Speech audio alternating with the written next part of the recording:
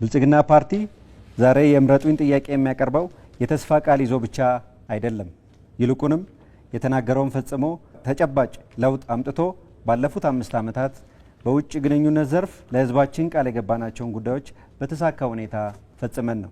ፓርቲያችን የሀገራችንን ብሔራዊ ጥቅም የውጭ ግንኙነታችን አልፋና ኦሜጋ አድርጎ ሰርቷል። ብሔራዊ ጥቅማችንን ማዕከል የሚያደርግ ተለዋዋጩን የዓለም አሰላለፍ የሚቋቋም ገቢር ነበብ የውጭ ግንኙነት በማድረግ ኢትዮጵያ በዓለም መድረክ ድምጿ ጎልቶ የሚሰማበት ክብሯና ጥቅሟ የተከበረበት አዲስ የዲፕሎማሲ ማንሰራራት ምዕራፍ ተከፍቷል። ኢትዮጵያ ዛሬ የዓለም ሀያላን ሀገራት የሚመላለሱባት የዲፕሎማሲ ማዕከል ብቻ አይደለችም። የዓለም ስርዓትን በሚወስኑ እንደ ብሪክስ እና በቡድን 20 ሀገራት መድረኮች ላይ ወሳኝ ድምፅ ያላት ሀገር ነች ኢትዮጵያ። እንዲህ ያለው የዲፕሎማሲ ስኬት የመጣው በአጋጣሚ አይደለም። ይልቁንም ታስቦበት በተቀየሰ ጥልቅ ስልትና በጠንካራ ዲሲፕሊን በተተገበረ የውጭ ፖሊሲና የዲፕሎማሲ ስራ ነው። ውድ ኢትዮጵያውያን፣ የኢትዮጵያ ዕጣ ፈንታ ከአባይ እና ከቀይ ባህር ጋር የተሳሰረ ነው።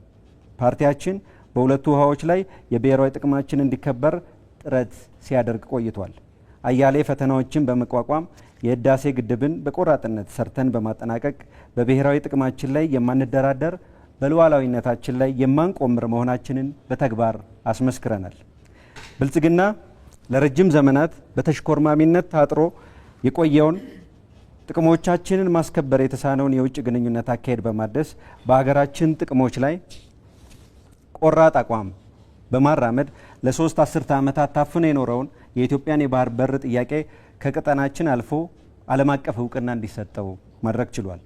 ፓርቲያችን በሚቀጥሉት 5 ዓመታት ሀገር የመምራት እድል ከተሰጠው የባህር በር መውጫን ለማግኘት የተጀመረውን ጥረት በማጠናከር በጋራ ተጠቃሚነት መርህ ኢትዮጵያ አስተማማኝ የባህር በር ባለቤት እንድትሆን ይሰራል። ውድ ኢትዮጵያውያን፣ ጎረቤት ሀገራት የዕጣ ፈንታችን ተጋሪዎች ናቸው። ለዚህ ነው የውጭ ግንኙነታችን ጎረቤት ሀገራትን ያስቀደመ መሆን አለበት የምንለው። ፓርቲያችን ለቀጠናችን ትብብርና ትስስር በብዙ ለፍቷል። ባለፉት ዓመታት የመሪዎች ጉብኝቶችንና የጋራ ኮሚሽኖችን በማቋቋም በሁሉም ዘርፎች ከጎረቤቶቻችን ጋር ያለን ግንኙነት እንዲሻሻልና መተማመን እንዲጎለብት በሰፊው ሰርቷል። በመሰረተ ልማት ረገድ 1000 ኪሎ ሜትር የሚሆን የመንገድና የባቡር መስመር በመዘርጋት ቀጠናውን አስተሳስረናል። በኤሌክትሪክ አቅርቦት ቀጠናውን ከማስተሳሰር አልፈን ለሀገራችን በየዓመቱ $200 ሚሊዮን የሚያስገኝ ገበያ ፈጥረናል። አገራዊ ክብር ከዜጎች ክብር ጋር የተቆራኘ መሆኑን በጽኑ እናምናለን። በውጭ ሀገራት የሚኖሩ ዜጎች ክብራቸውና ጥቅማቸው ተጠብቆ እንዲኖር ዜጋ ተኮር ዲፕሎማሲን በትኩረት ተግብረናል። ዜጎች ወደ ውጭ ሀገራት ሄደው የስራ ዕድል እንዲያገኙ በስፋት ተሰርቷል። ከመካከለኛው ምስራቅ እስከ አውሮፓ ሀገራት የሁለትዮሽ የስራ ስምምነቶችን በማድረግ በአመት እስከ 800,000 ኢትዮጵያውያን የውጭ ሀገር የስራ ዕድል እንዲያገኙ ማድረግ ተችሏል።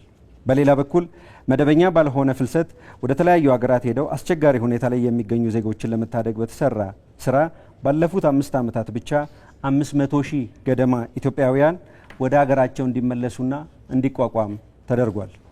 ውድ ኢትዮጵያውያን፣ ብልጽግናን ምረጡ። ብልጽግናን መምረጥ ብሔራዊ ጥቅሞቻችንን የሚያስጠብቅ ዲፕሎማሲን መምረጥ ነው። ብልጽግናን መምረጥ የሀገራችንን ክብር ጥቅም ከፍ ያደረገ ፓርቲን መምረጥ ነው። የብልጽግና ፓርቲ የምርጫ ምልክት የስንዴ ነዶ ነው። የስንዴ ነዶ ስንተባበር፣ ስንደመርና በአንድነት ስንቆም ህዳሴን የመሰሉ ታሪክ ቀያሪ ግዙፍ ፕሮጀክቶችን እንደምንጨርስ፣ ብሔራዊ ጥያቄዎቻችንንም እንደምንመልስ የሚያመላክት የአይበገሬነታችን ትምህርት ነው።